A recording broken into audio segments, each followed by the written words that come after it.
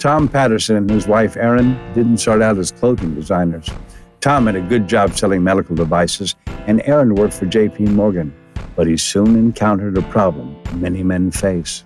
Wearing a suit and tie every day, and as my shirting and suiting was becoming more fitted and tailored, I always wore undershirts. And I looked at my undershirt and I'm like, why is my undershirt, why is it so baggy and boxy and it stretches out?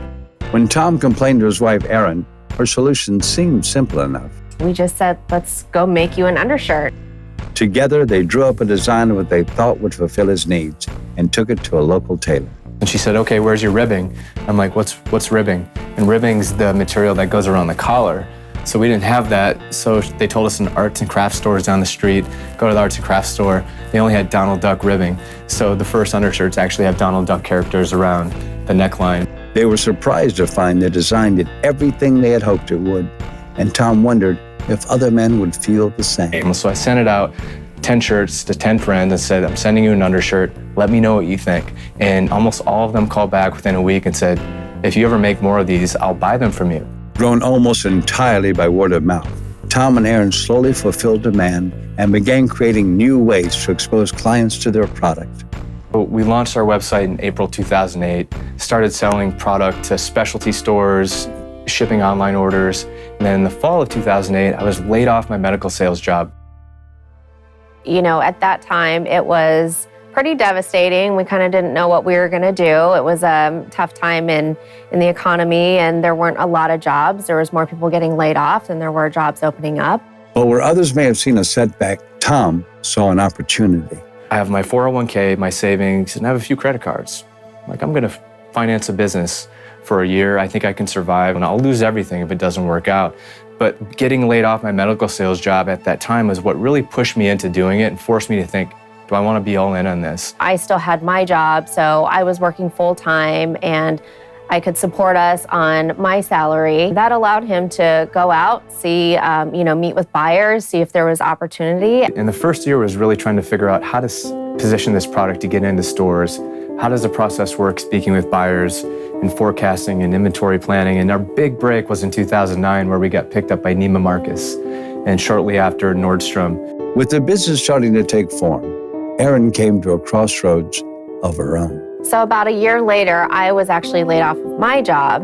And I think, both of us talked about it for all of 30 minutes before we said, you know what, this is actually a good thing. And so Tommy John became their full-time focus, with their base of operations being a 500 square foot apartment in New York City.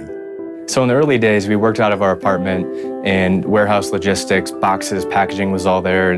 Our third employee was our dog Marley. So he was a 100-pound Bernese mountain dog, and he shed a lot. So we would lint roll hair off of the products before we'd ship them out. And then in 2012, we started learning more about how to sell our product online, having a direct-to-consumer experience, and that's really when the business started taking off much faster.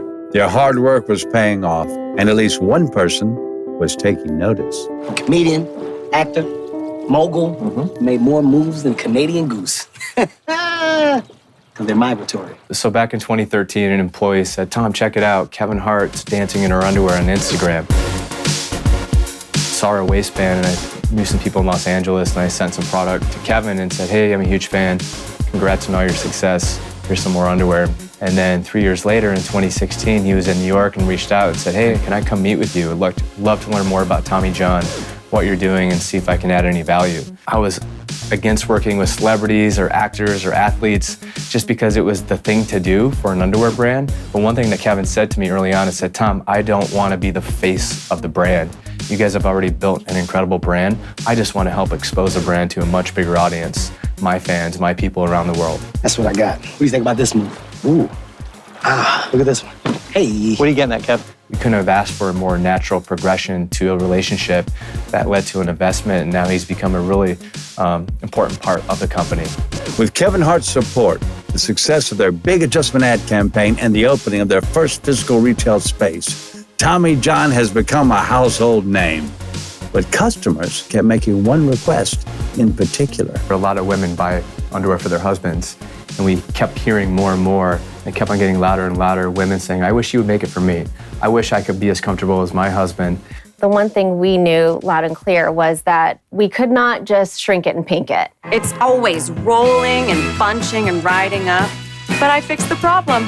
Well, Tommy John did. So we launched Women's in early April 2018, and it's been so exciting. The customer feedback that we've received is so positive, and it just solidifies for me that we 100% made the right decision, and we were able to deliver exactly what our customer expected from us, and that there truly was an unmet need in the market. With their women's line in full swing and more retail stores planned for the near future, Tom's advice to others with an idea and a dream is simple. Get off the couch, turn off the TV, and just do it.